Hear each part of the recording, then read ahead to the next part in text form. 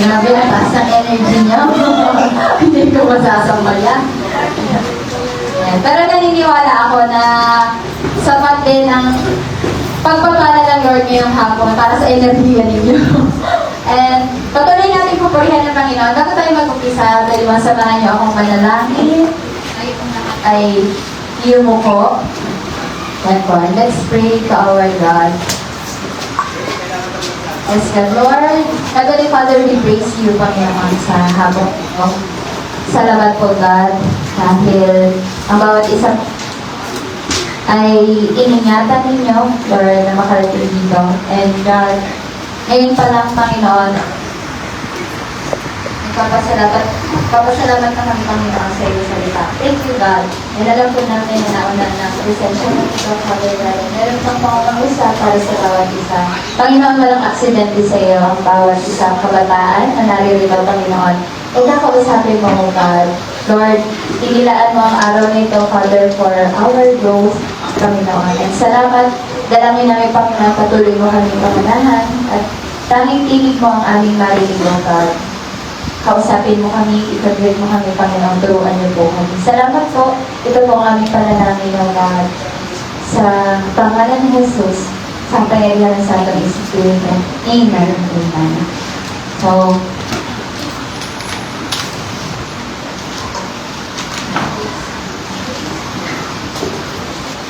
yan. O, pangatlong mic ko na to. Ilang mic na yun? Pangatlong mic na. Ayan. So, hello youth. Pakisabi nga sa katabi mo, makikinig tayo. Ayan. Sa kabila naman sabihin mo, katotohanan na pag-uusapan natin.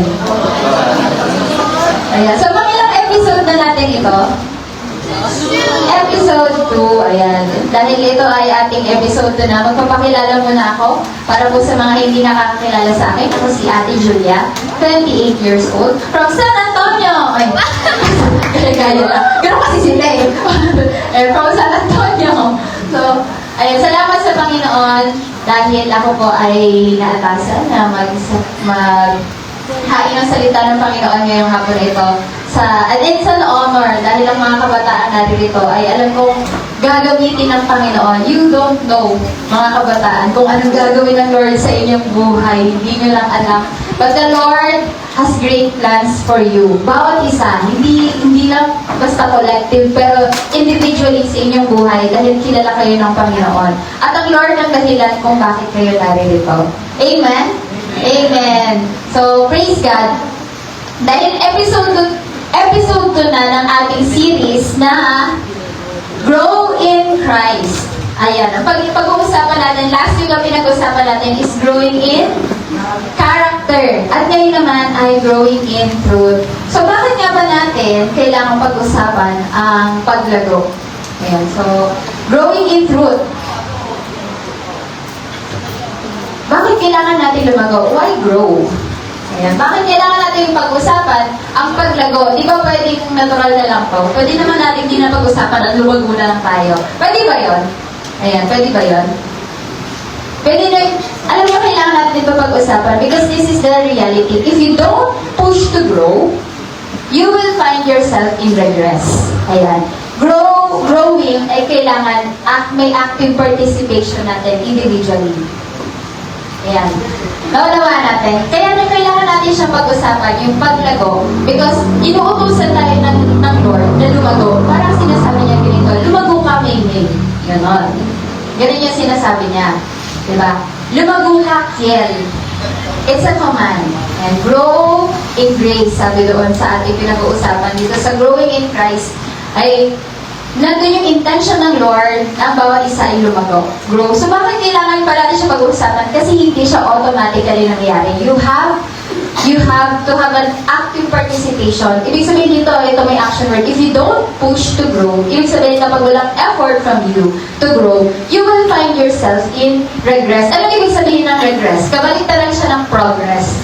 Ibig sabihin doon, pa-decline. Ibig sabihin doon, pa-decrease. Ayan. So, hindi pwede na ang ating paglago ay mangyayari siya in a passive way. Alam niyo yung passive way? Yung wala kang gagawin. Hindi ko naman para ganito, hindi ko naman, Ate Julia, hindi ko sasadyain, o basta pagbubutihan ko na hindi ako ma-decrease, o di kaya hindi ako bumaba ng bumaba. Parang ganon. Alam niyo yung movie ni Benjamin Button? Alam niyo yung, hindi pa naman, oh my God, ang ganda nun. Kaya, parang yung ano yan, The Life of, wait lang, nakalimutan ko yung buong title. Ate, ano nga? The Curious Life of Benjamin Button. The Curious Case of Benjamin Button. Si Benjamin Button kasi, pinanganak siya na matanda. Tapos, yung end ng buhay niya, infant. Pabaliktad siya. Ganyan. So, yun din, ang sasabihin natin na, Ate Julia, hindi basta, I will do my best na hindi maging paurong. Ganon. I will do my best na hindi maging paurong. Pero hindi siya pwedeng palagi ka lang ang laging galaw ka lang, pwede pansin na hindi ka lang umurong. Ang kailangan sa paglago, ikaw ay, ano tawag doon? Ikaw ay, umusan. Umusan. May isa pang tawag doon eh. Yung sulong. Ayan. Sulong. Hindi mo lang pag-uwi na hindi ka umurong. Ang kailangan mong gawin ay sumulong. Ay ibig sabihin, humakbang ka forward. Because if you don't step forward, you will find yourself backsliding. Diba? Parang ganito siya. Sa madaling salita, ang paglago may effort. Ayan. Yung pagbasot, walang effort. Kung gusto mo na ikaw ay tumandang paurong, ganito lang ang gawin mo. Huwag kang mag-effort. Huwag kang magkaroon ng intention lumago. Yun ang gawin mo. Hindi mo kailangan sabihin na uurong ako. Hindi mo sabihin na magpapaka-immature ako. Hindi mo kailangan mag-effort for that. Basta huwag ka lang mag-effort na lumago, huwag ka lang mag-effort na mag-mature. Ang mangyayari sa'yo, ikaw ay pabansot ng pabansot. Ganon. Ganun ang mangyari. So, kailangan natin pag-usapan. Bakit kailangan pag-usapan yung growing? Because if you don't push to grow, you will find yourself in regress. So, kaya kailangan natin siyang pag-usapan. Ngayon, yung pinag-uusapan natin paglago sa katotohanan. Anong ibig sabihin mo dito, Ate Julia? Ayan, paglago sa katotohanan. Alam niyo si Ate Julia, fan ako lalo na nung bata-bata pa ako, sino dito ang fan na fantasy or fiction? Fantasy or fiction? Sino dito nakapagpasa ng fiction? Mahilig tayo sa magandang imagination. Yan kasi yung kailangan sa fantasy. Sino dito makanood na ng Harry Potter? Oh, di na. Talaga? Hala, ano na itong generation ito? Yung totoo, sino nakanood na ng Harry Potter? Yung hindi pa nakakanood. Oh, okay. Hindi mo sinasabing itinababa ng ano nito, hindi mo kayo nakanood. Nagulat lang ako kasi super niya. Talagang ano ba dito? Yung generation namin, parang lahat nakanood nun. Yan. So, para sa akin yung pinakamaana na fantasy movie at nasa book, parang yung pinakasikat na siguro Harry Potter. Pero marami pang iba. So, mahilig tayo sa fantasy or fiction, ganyan. So, kung sino dito yung nahiligan mo yun, magbasa, manood, ganyan. Tapos, ganun pa dito, yung mahilig sila gumawa ng original nilang fiction. Ibig sabihin, talagang maano yung imagination.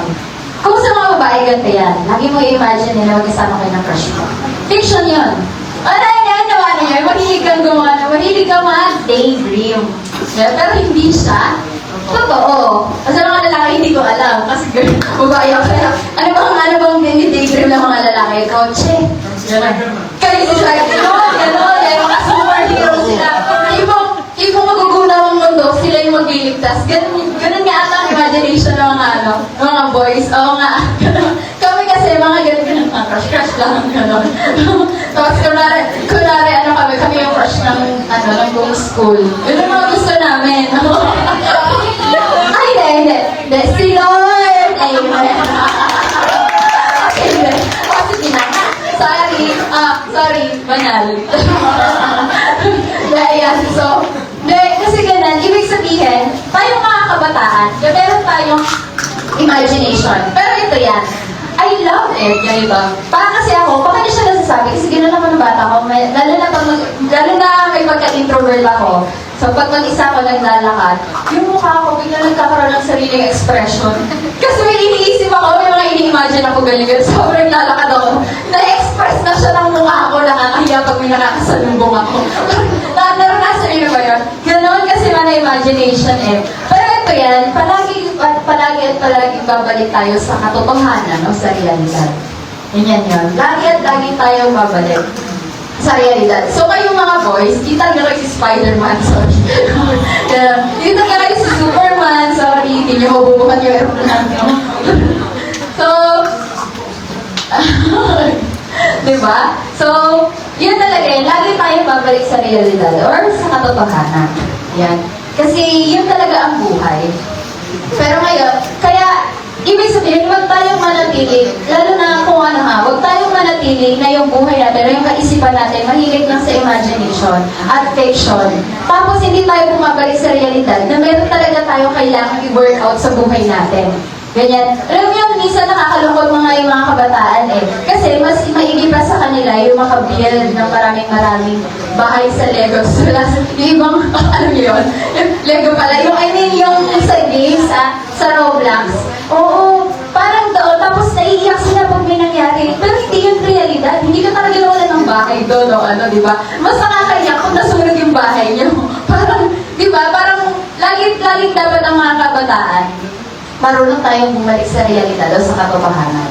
At ngayon, ganun ang paglago. In one way of paglago sa katotohanan is that you know that your life, this is the truth, this is the reality, yung buhay ko. Yung mga games, yung mga bagay na iniisip natin sa buhay natin, mga bagay na ni-imagine natin, kailangan natin lumabas doon.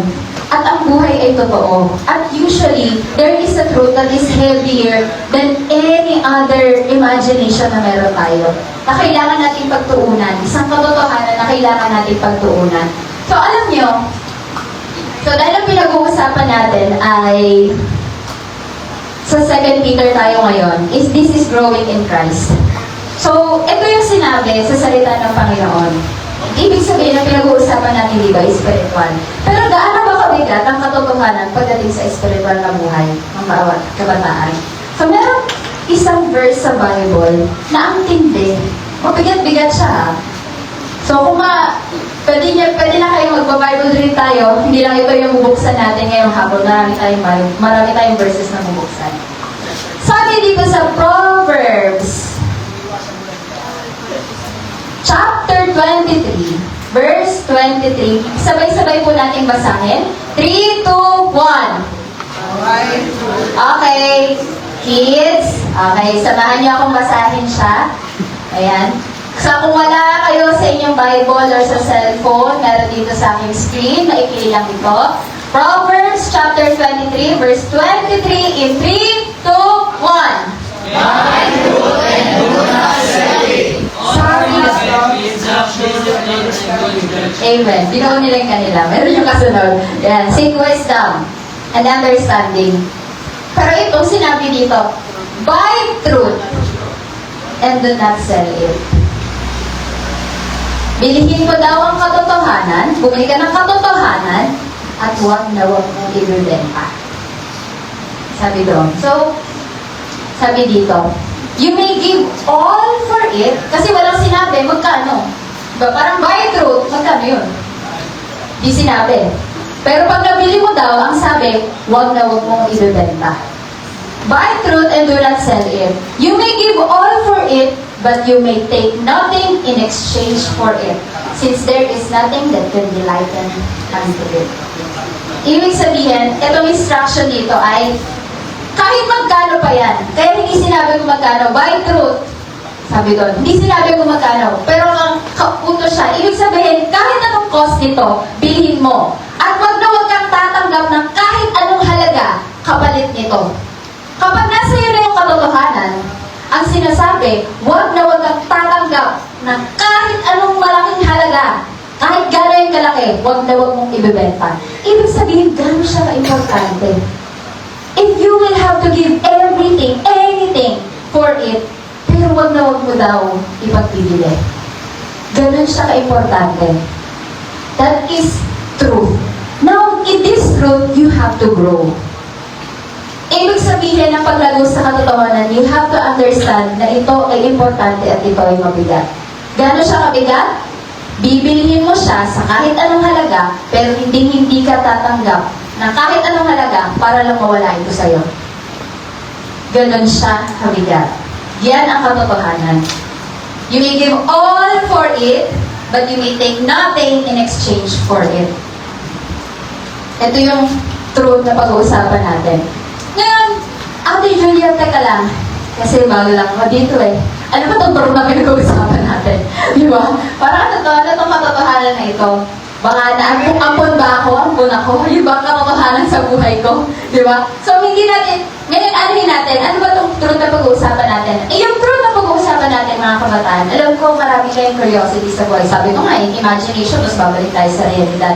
Merong mga historical facts, that is truth, di ba? Kapag nag-aral tayo ng history, ang gusto natin malaman yung pinaka-accurate detail ng history. Para yun yung ibig sabihin ng pinaka-totoo. Sino dito ang mahilig sa history? Si Kuya Francis lang. Ako din, ayoko din nun. Ang dami kasing dates, tsaka pangalan, tsaka ano. Pero mahalaga sila. Guys, eto lang, kung gusto nyo ng history, saludo. Grabe yung brain nyo. Ganyan. Kung ano yung mahilig sa history kasi inaalam nila kung ano yung nangyari noon na nakaka-effect sa kung ano nangyayari ngayon. Ganun kasi yun. Ganun ang history. May matindi, yung nangyari noon kasi matindi yun. Matinding effect noon. Bakit kung nasan tayo ngayon? Diba? So kaya may mga tao mahilig doon at kailangan nila palagi yung accurate na nangyari, accurate date, accurate na pangalan, kung sino yun, ganyan. So may ganung mga katotohanan na hinahanap. Meron naman mga scientific truth. Sino din naman dito yung mahilig sa science? Yan! Ayun, si tatay ano din. Diba?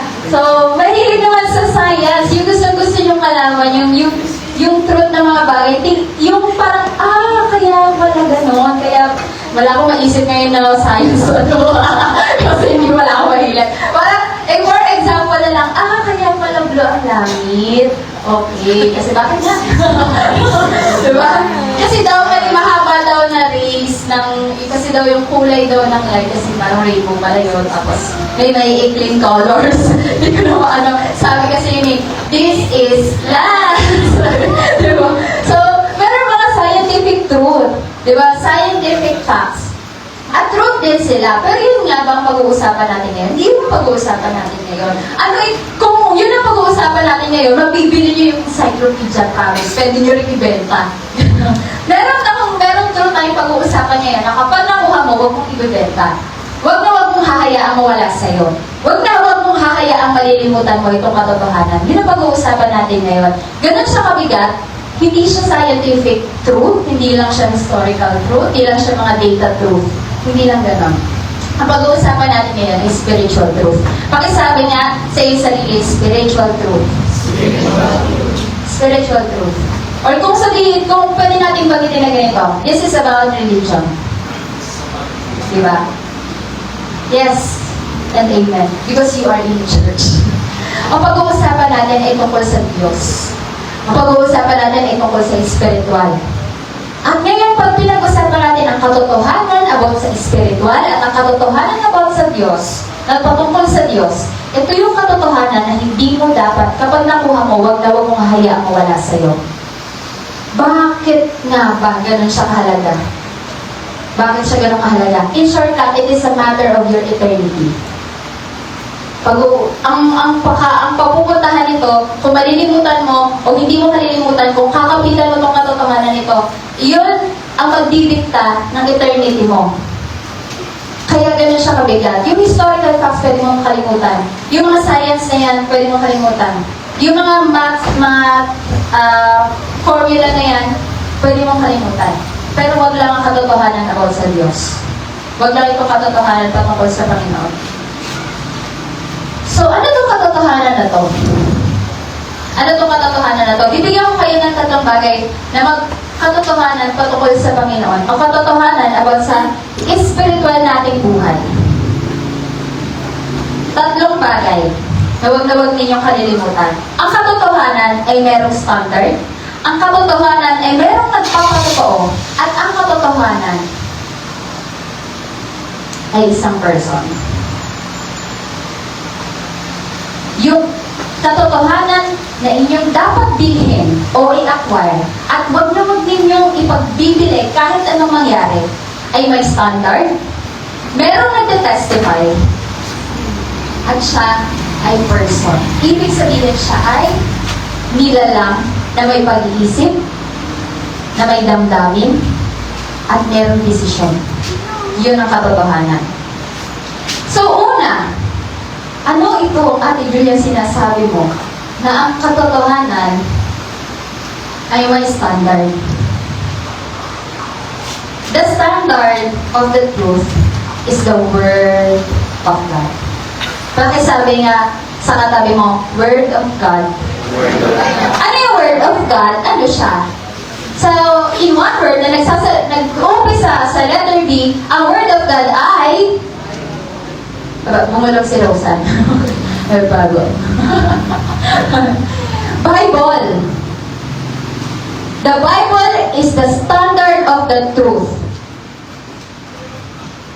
Pagdating sa spiritual na buhay, pagdating sa salvation, pagdating sa buhay na walang hanggan, pagdating sa kaligtasan, pagdating sa buhay pagkatapos nating mamatay, ang katotohanan lang ay ang nakalagay sa Biblia. The standard of the truth, pagdating sa spiritual na buhay, ay Biblia lamang. The Bible is infallible. Ano yung infallible? Ibig sabihin, walang error. Wala siyang error. Sabi sa John 17:17, sanctify them in the truth. This is the prayer of Jesus. Your word is truth. The word of God, the scripture, is the truth. Wala nang iba pang basihan ng katotohanan kundi ang salita ng Panginoon. Hindi ang salita ng Panginoon ay ang salita ng kung sino mang ministro. Na kapag sinabi niyang ikaw ay ligtas na dahil mabuti kang tao, okay. At yun na yung katotohanan. Hindi.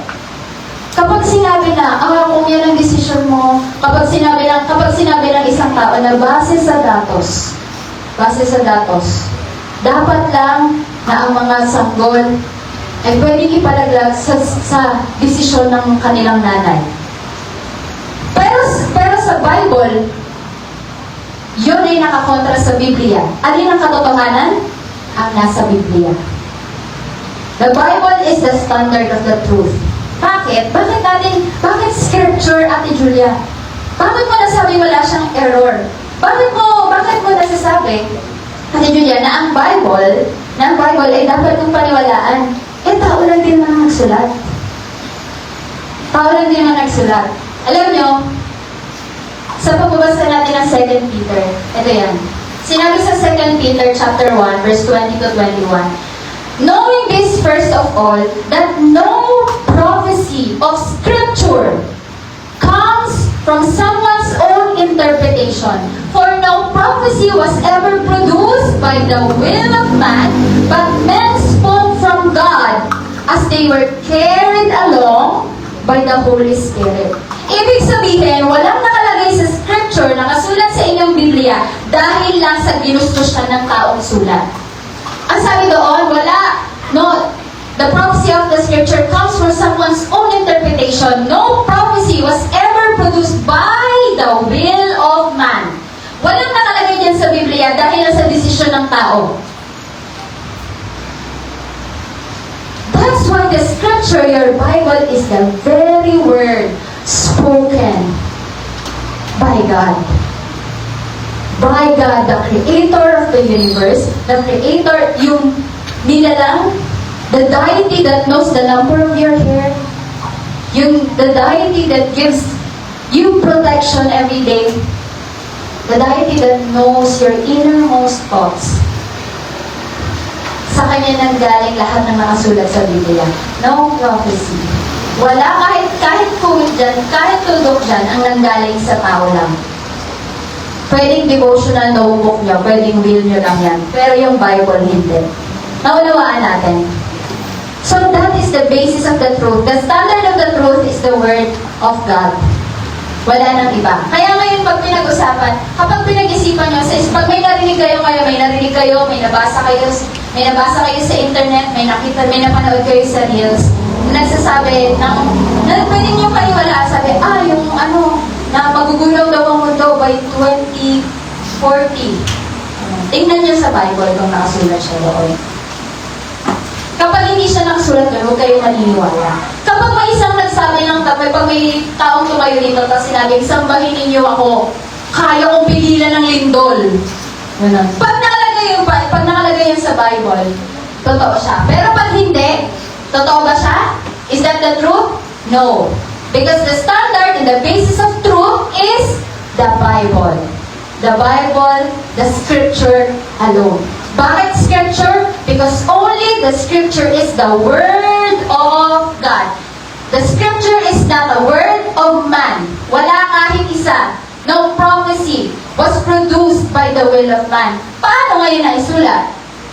Men spoke from God as they were carried along by the Holy Spirit. Naisulat nila yan dahil yan ay hininga kinasihan ng Panginoon. Wala kahit konting nigkatiting na nanggaling siya sa tao, hindi. Tanging tao lang ang instrumento para isulat. Lahat ng nagsulat, all the authors of the books of the Bible was carried along by the Holy Spirit. Walang nagsulat dyan ng walang Santong Espiritu. So who is the writer? God and God alone. Si Lord lang. So the standard of truth is the Word of God. Mga anak, mga kapatid. Kapag meron kayong iniisip, ano kayong plano ng Diyos sa buhay ko? Huwag kayong pupunta sa kung saan-saang libro o saan-saang mga tao. Unang-una yung puntahan yung katotohanan, the Word of God. Pag meron kayong tanong sa isipan ninyo na kapag ba, ito ba yung kasalanan? Punta kayo sa Word of God. Yung gagawin ko ba ay makakalugod sa Diyos? Punta kayo sa Word of God. This is the standard of truth. This is the Word of God. Amen? Amen. Okay, sunod tayo. Now, the next is the testifier of truth. The Holy Spirit or the Holy Ghost.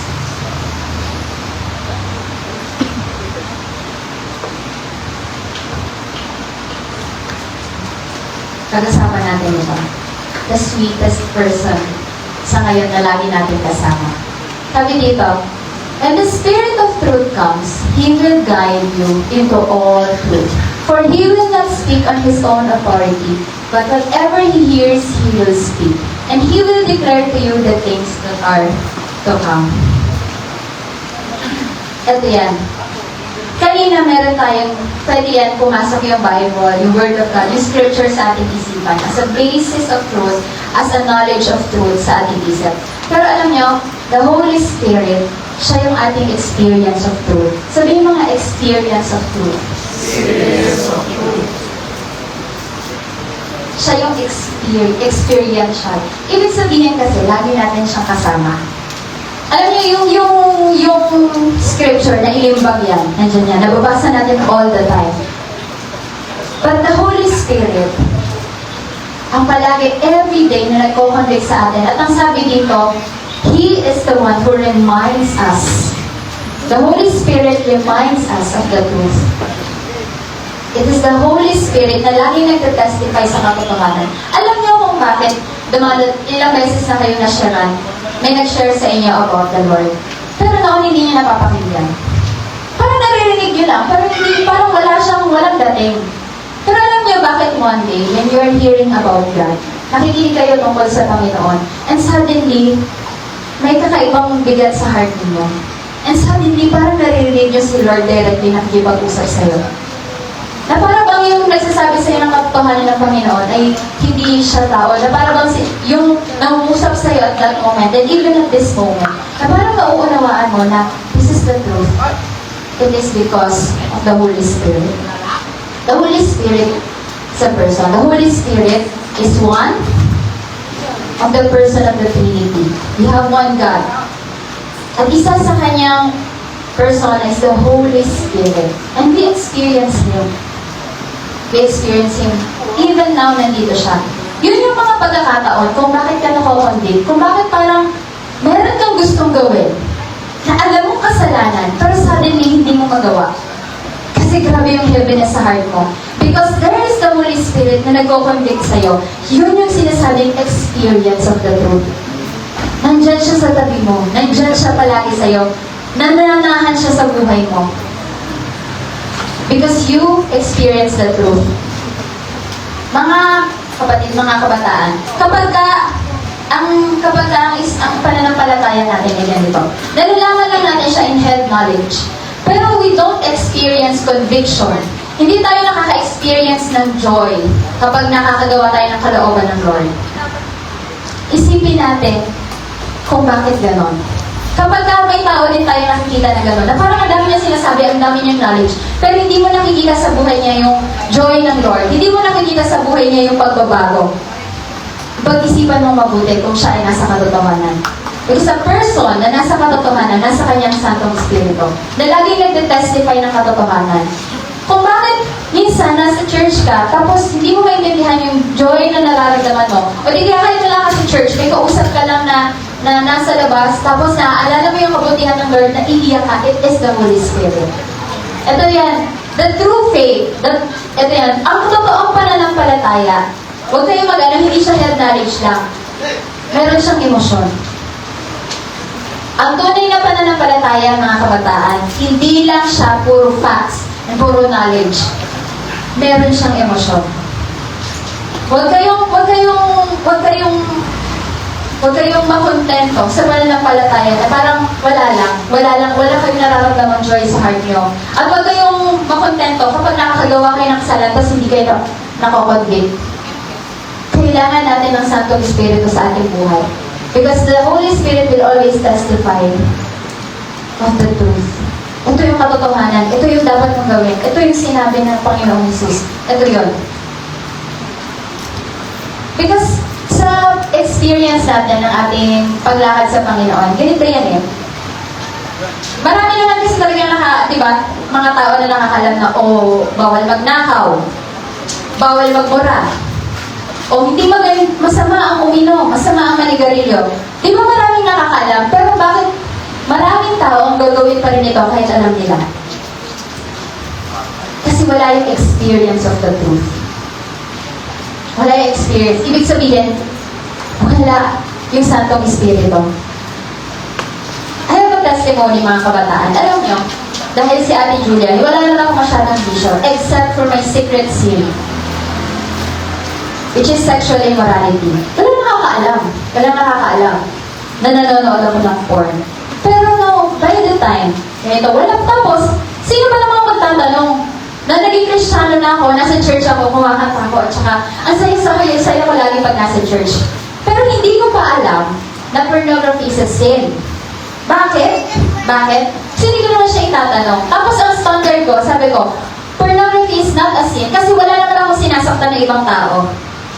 Kasi ang kasalanan lang, yung nananakit ka ng ibang tao, yun, kasalanan yun. Kapag nagsinungaling ka sa ibang tao, di kaya nanunto ka ng ibang tao, di kaya nagnakaw ka sa ibang tao, yun, para sa akin, yun lang ang kasalanan. Pag wala akong sinasaktang ibang tao, hindi yun kasalanan. Pero because of the Holy Spirit, na ako ay nagsumasamba na sa Panginoon, naranasan ko na ang Santong Espiritu. I know that God is real because I talked to Him through the Holy Spirit. Nandiyan yung Santong Espiritu, nararanasan ko siya, nararamdaman ko siya. Nakuusap siya sa akin, pinapaalala niya sa akin yung salita ng Panginoon. And then one day, nagawa ko ulit siya. Wala pa rin sasabi sa akin na it is a sin. But, after ko siya gawin, naiyak ako. And I don't know why. Sabi ko, mali. Bakit yan ang bigat na pakiramdam ko? Tapos feeling ko nawala yung joy na nararamdaman ko nung nag-pray ako at saka nag-worship ako sa Lord, sa church. Nawala siya bigla. Kasi nag-commit ako ng sin na yun. Kasi para sa akin parang wala lang. Hindi naman yung sin in my knowledge. Pero the experience of the truth, ibig sabihin, there is conviction. The true faith. Ito ang tunay na pananampalataya. You are in the truth when you are convicted. Kapag nararamdaman mo kung anong kalooban ng Lord.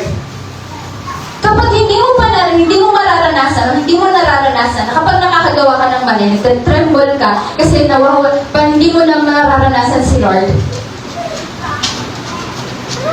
Question your faith. Question the truth in your life. Kailangan natin ng Santong Espiritu. At ito ang maganda sa katotohanan. Ang katotohanan ay laging natatestify ng Santong Espiritu. So when we do something na laban sa Panginoon, kahit hindi pa natin alam, kasi sino dito, lalo na yung iba dito, 1 week pa lang naman na since nung nalaman niya na pwede pala akong mag-pray. Sa buong 1 week ba, nabasa mo si Ate Ariel? Yan. Kasi last week ko lang nakita si Ate Ariel. Ate Ariel, nabasa mo na ba yung buong Bible buong week? Bago ka pumunta dito ngayon. Di ba hindi pa? Ayan. Pero pag tayo ay unti-unting lumalago sa Panginoon, unti-unti tayo nakukundik. Amen ba? Amen. May mga bagay na nawawala sa atin kasi may conviction of the Holy Spirit. Because darating yung pagkakataon, this is your true faith. This is, alam niyo, pinakamagandang experience ko sa katotohanan. When I am walking in the truth of the Lord, is that nakonvict ako ng kasalanan. I repent. Sa sobrang bigat ng nararamdaman ko, I repent. Lord, Lord, sorry po. Diba? From thinking na it is not a sin, to repenting, to saying, Lord, sorry, ayoko na nun, hindi ko na ulitin, ayoko na bumalik doon. I repent of it, ayoko na nun. Lord, kasi nasasaktan kita doon, napapalayo ako sa iyo kapag ginagawa ko yun. From thinking that it is not wrong, to remorsing and repenting of the sin, that is the experience of truth. At yun ay nagagawa lang by the help of the Holy Spirit. Without the Holy Spirit, walang conviction. Without the Holy Spirit, mahihirapan tayong mag-repent. Without the Holy Spirit, we cannot walk in holiness. Kaya, the testifier of truth is the Holy Spirit. And next, I want you to understand that the truth is a person. And He is Jesus Christ. He is Jesus Christ. Sabi ni Jesus said to him, kanina kinakanta natin to. Sabi ni Jesus, I am the way and the truth and the life. No one comes to the Father except through me. Teka lang, Ate Julia, akala ko yung truth ay mga knowledge lang at saka facts at saka ano. No! In a spiritual sense, the truth, when you are in the truth, ibig sabihin, you know the person of Jesus Christ. Alam niyo kung bakit na parang dati si Jesus Christ, okay, kilala ko siya. Siya yung nakapako sa cross doon sa malaking simbahan. Nakikita ko siya, makano siya doon. No. Hindi lang siya yun. The person of Jesus Christ, alam mo na siya ay nabuhay, siya ay namatay at nabuhay muli para sa ating mga kasalanan. You know who Jesus Christ is. Alam niyo, kapag tayo ay nagpapray, sa akin ganito yun kapag nagpapray tayo, hindi lang tayo nagpapray na ngayon sa Diyos na hindi natin kilala. Now we pray to a God na kilala natin, and He is Jesus Christ. The only truth, ito kapag inano natin, in the religion sense, walang iba na makapagbibigay ng kaligtasan kundi si Jesus lamang. That is the truth. That is the truth. Paano yun, Ate Julia? Paano nangyari ang katotohanan ay si Jesus? Paano nangyari nasa kanyang kaligtasan? Paano nangyari yun? Because this is the gospel. Na tayo ay makasalanan. Na tayo ay makasalanan. This is the gospel. Ito yung pinaka-heart ng ating faith. This is the truth. That there is a holy God na lumikha sa atin. There is a holy God na lumikha sa atin. At there was a time na ang tao at ang Diyos ay may communion. Ibig sabihin, talaga may relationship nila intact. And then, nag-enter ang sin. Because na-deceive ni Satan. Sino? Si Adam at Eve. Ngayon, nagkasala sila dahil hindi sila sumunod sa bilin ng Panginoon. The sin was disobedience. Disobedience and unbelief sa salita ng Panginoon. Sinabi sa kanila, huwag niyong kakainin ang prutas na nandun sa gitna ng garden. Kainin niyo na lahat, huwag lang yun. Pero dahil sa na-deceive ni Satan, kinain nila. So, nagkasala sila sa Panginoon. At ang kasalanan na yun ay namanan natin. Kaya tayo palaging sumusuway sa utos ng Diyos. At kapag ang isang tao sumusuway sa banal na Diyos, ang kabayaran nun ay kamatayan. Kaya lahat ng taong ipapanganak, at meron silang minanang kasalanan, which lahat ng tao, kapag namatay tayo, pupunta tayo sa kaparusahan, pupunta tayo ng impyerno. At walang ibang salvation, kundi kay Jesus Christ lamang. Dahil the plan of God is, iligtas tayo. Paano tayo niligtas? He gave His one and only Son para sa ating mga kasalanan. At sa Kanya tayo naniniwala. Na tayo ay ililigtas sa Panginoon dahil ang ating mga kasalanan ay binayaran doon sa krus ng Kalbaryo. Ang dapat natin gawin ay manampalataya sa Panginoong Jesus. And that is the truth. The truth is a person. So ang sabi dito, no one comes to the Father. No one enters heaven except through Jesus Christ. He is the truth. He is the one way. He is the one way. So again, the truth is the Word of God. Kaya nasa Word of God nakalagay na wala ng ibang pangalan kung saan magiging kaparaanan para tayo ay maligtas, kundi kay Jesus lamang. The standard of the truth is the Word of God. The testifier is the Holy Spirit, the person of Jesus Christ. Amen? Now, this is foundational. Kailangan nyo itong maintindihan. Kailangan nyo itong itatak sa inyong puso at isipan. That this is the truth. Kapag ngayon may nagsabi sa inyo na hindi ito ang katotohanan, kailangan, maraming Diyos talaga. May Diyos na, alam mo yun, yung iba baka, yung iba pusa, yung iba, maraming Diyos eh. Alam nyo ba?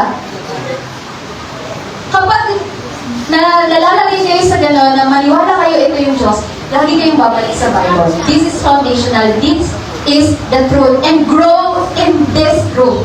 Ibig sabihin, palagi kang maglaan ng oras sa salita ng Panginoon, palagi kang manalangin, mag-commune with the Holy Spirit, at palagi mong kilalanin ang Panginoong Jesus.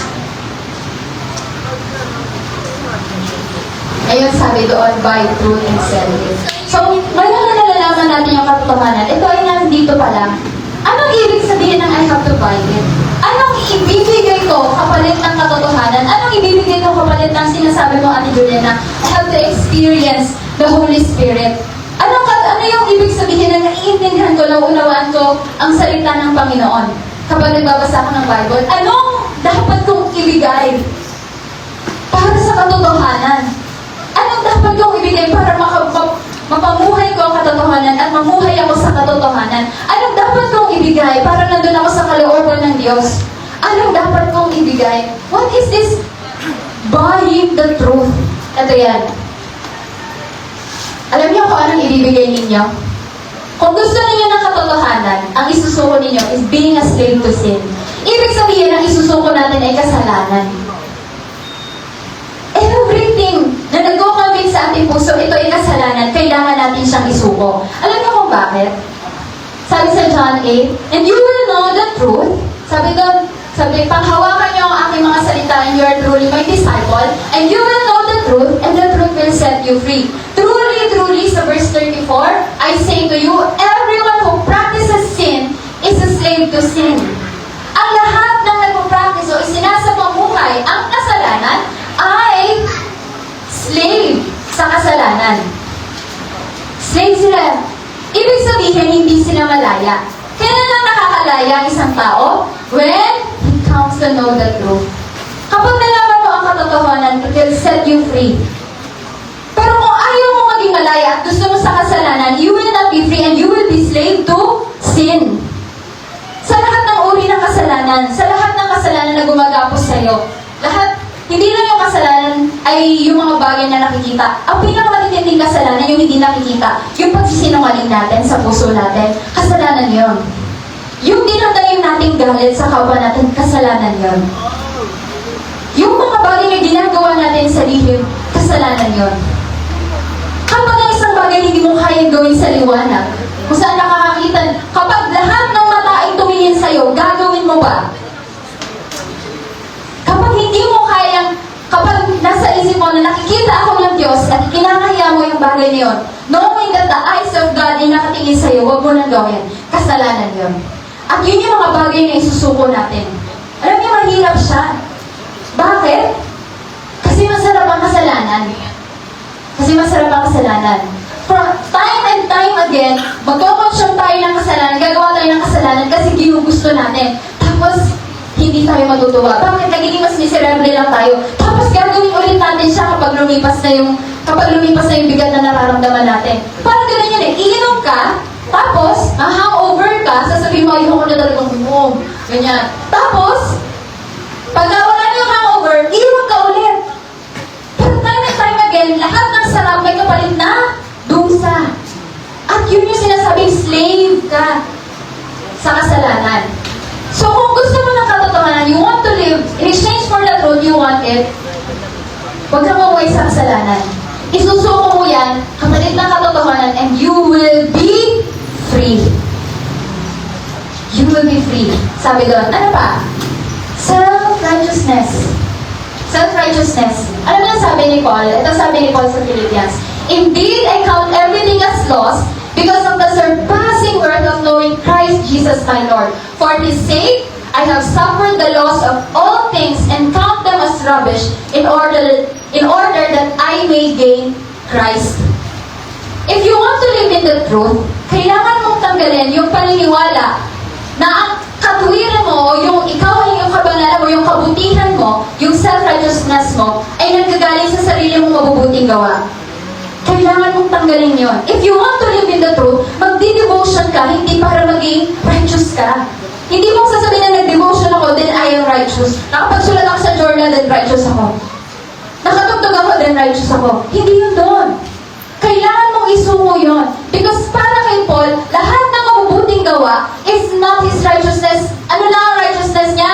Knowing Christ. Ang lahat ng bagay, I found them as rubbish. Basura sila dahil ang aking kabila ng aking kabanalan ay nasa Panginoong Jesus. Yun, ang gagawin. That is the truth. That is the truth. Number 3, comfort of self. Kung gusto mo ng katotohanan, maghanda kang hindi maging komportable. Bakit? Alam mo, ito yung bilin ni Timothy. Ito yung bilin ni Paul kay Timothy. Do your best to present yourself to God as one approved, a worker who has no need to be ashamed, rightly handling the word of truth.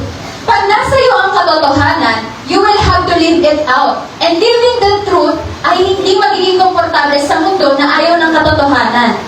Kapag sinabi mo sa mundo na kay Jesus lang ang salvation, at para kay Jesus, kailangan mong mabuhay ng banal, kagagalitan ka ng mundo. Ayaw ng mundo na ganun klaseng katotohanan. And it is not comfortable. Kasi, alam niyo yung dividing the word of truth? Rightly dividing the word of truth? Kapag nasa iyo na ang katotohanan, kailangan mo siyang isapamuhay at kailangan mo siyang isalita ng tama. Ganito yan, dividing the word of truth. Kapag nagsabi ka ng salita ng Panginoon, at ganito mo siya sasabihin, kapag ginamit mo ang salita ng Panginoon para sa kabalungkutan, ibig sabihin, gagamitin mo ang salita ng Panginoon para i-justify ang isang mali, kasalanan yun. Matinding kasalanan yun. Minsan ang mga tao sasabihin, hindi, si Jesus kasi is love. Si Jesus kasi mapagmahal. Kaya okay lang sa kanya kahit anong gender. Kapalungkutan yan, that is not dividing the word of truth. Rightly. Hindi yun tama. Hindi yun tama.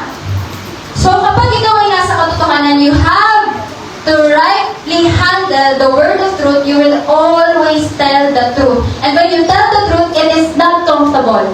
In this world, na hindi laging matatanggap yun. I say, if mga kabataan, if you are in the truth, you have to tell the world boldly. Not with harshness. You speak the truth in love. Pero always the truth. Do you understand? If you live in the truth, speak the truth. Hindi harshly, you will speak it with love, but still the truth. Huwag na huwag yung babalikuin ang katotohanan. Amen ba? Amen. Huwag na huwag yung babalikuin ang katotohanan kahit hindi maging komportable. Kasi in exchange sa katotohanan, in buying the truth, at ibig sabihin, mamumuhay ka sa katotohanan, you will have to surrender your sin. You will have to surrender your self-righteousness, and you will have to surrender a comfortable life. Because you will always tell the truth. Because you will always tell the truth. At ito yan. Kapag ba, Ate Julia, sinuko ko yung mga kasalanan ko? Kapag ba, sige, sinusuko ko na rin yung nasabihin yung mabubuti kong gawa, yung nagiging dahilan kung bakit nagiging right, kung bakit righteous ako. Pagka isinuko ko, kapag tinintigan ko ang katotohanan, sinuko ko yung komportableng buhay,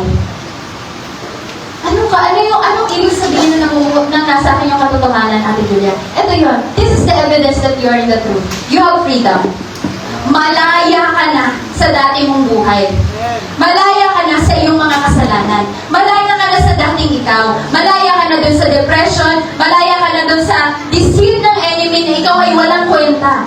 Na ang buhay mo ay walang halaga. Malaya ka na doon sa sinasabi ng kaaway na magpakamatay ka na lang. Wala ka namang silbi.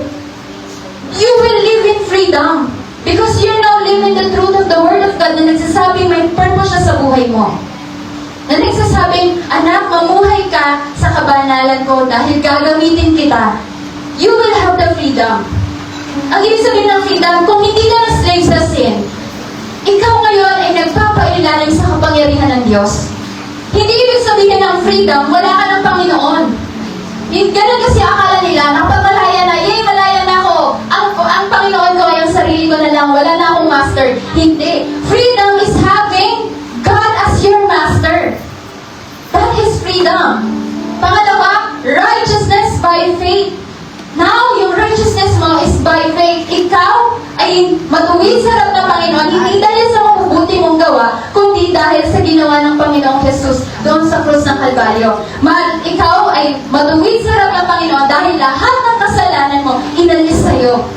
At sa paningin ng Panginoon, ikaw, Miko, matuwid ka sa paningin ko. Kasi lahat ng kasalanan mo, binayaran na ni Kristo. Hindi dahil sa mabubuti mong gawa, kundi dahil sa ginawa ni Kristo. Naunawaan natin, that is the righteousness by faith. Sa pananampalataya sa Panginoong Jesus, doon, that what comes with truth. Kapag ikaw ay nasa katotohanan, hindi mo para isipin na, mabuti akong tao kasi nag-devotion ako. Mabuti akong tao kasi nagbigay ako ng malaki doon sa kapwa ko. Mabuti akong tao sa papasok ako sa langit kasi dahil sa mabubuti kong gawa. Kasi mabait ako. Papasok akong langit kasi di ako nagmumura. Papasok akong langit kasi marami akong friends. Hindi yun. When you are in the truth, you know that your righteousness is by faith in the grace of the Lord. Dahil lang sa biyaya ng Panginoon. That is what comes with truth. Pangatlo, ito yan. One of the evidences that the truth is in you is that you suffer for it. Mahihirapan tayo. Hihirapan tayo. Kasama yun doon. Hindi ko kayo isi-spare sa katotohanan na kapag namumuhay ka kay Kristo, maraming magtatanong sa'yo. Maraming magsasabi, ba't ka church? Natatandaan mo, may time din na ikaw din nag-isip ka rin ng gano'n. Ano mga yun? Ba't nag-church yung mga yun? Tapos ngayon, ikaw na yun nandito.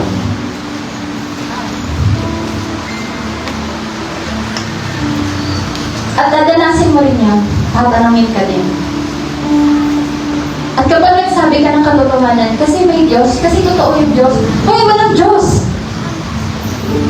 At sasabihin mo pa rin yung katotohanan, hindi may Diyos. Totoo ang Diyos, mabuti ang Diyos. Hindi mabuti ang Diyos. Hindi mabuti ang Diyos. You will find yourself na meron kang may mag-o-oppose sa'yo. At kasama yon sa paglakad sa katotohanan. When you are growing in truth, you will grow in this. You will grow in freedom. You will grow in your righteousness by faith. You will grow even in suffering for it. Pero ito ang hamon. Buy the truth at any cost and sell it at no price.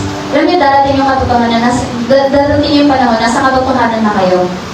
Pero papainan pa rin kayo. Di, matras ka, huwag ka na yan sa katotohanan, masarap kong kasalanan. Di, umatras ka na. Alam mo, masasaktan ka rin dyan, makakaranas ka, nagbabackstabin ka rin dyan, mga kasama mo sa church. Kaya umalis ka na dyan. Papainan ka pa rin para ibenta mo yung katotohanan. Para mawala sa'yo yung katotohanan. Aanayin ka pa rin. Bibigyan ka pa rin ng mga alok ng kaaway. Umalis ka na dyan. Di mo napansin, dami mong problema simula nung naka Jesus Christ ka na. Simula nung nag-jump sa pananampalataya na yan. Di mo ba napansin? Pero ito yung hamon. Kahit dumating yung pagkakataon na yun, nasa iyo na ang katotohanan, and you bought it, you gave your life, ibinigay mo, inalis mo yung mga kasalanan na hindi yung madali. Na inalis mo maging yung mga pride na meron ka sa mga magaganda mong gawa, hindi yung madali. Yung i-humble down mo yung sarili mo, kahit na marami ka namang pwedeng ipagmalaki, pero i-humble down mo para sa katotohanan.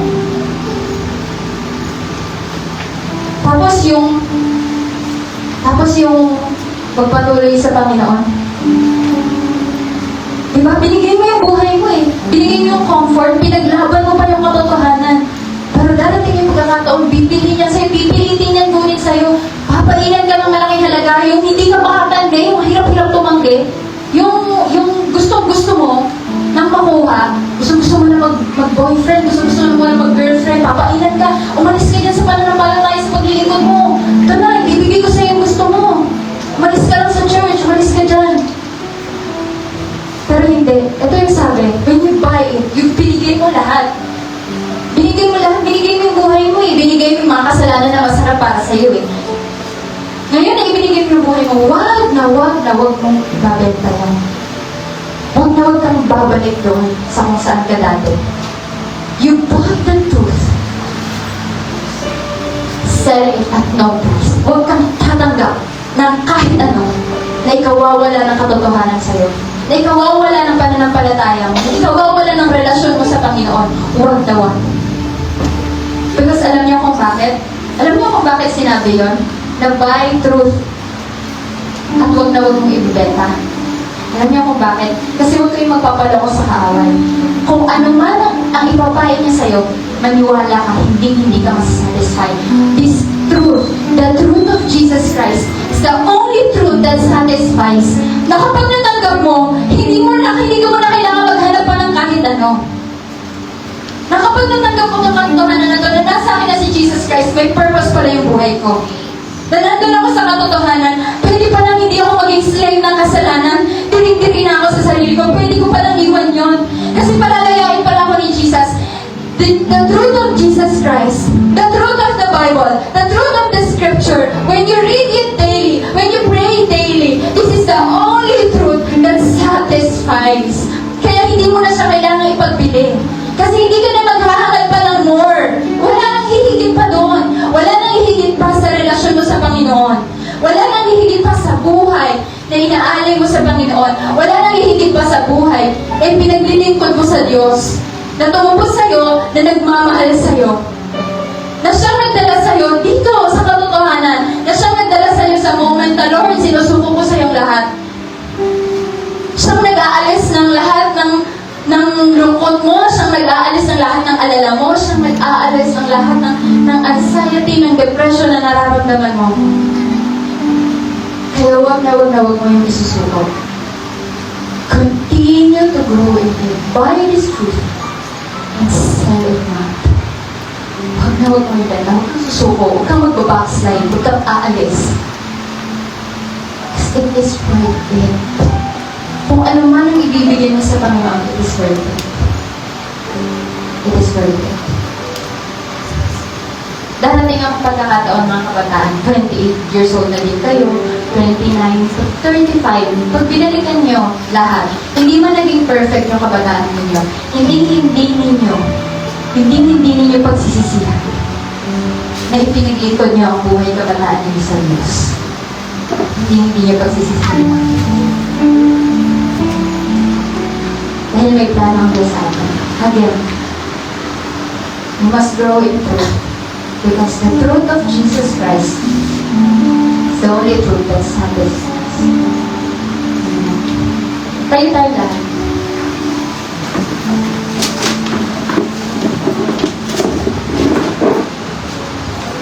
Close your eyes. We have a moment with the Lord.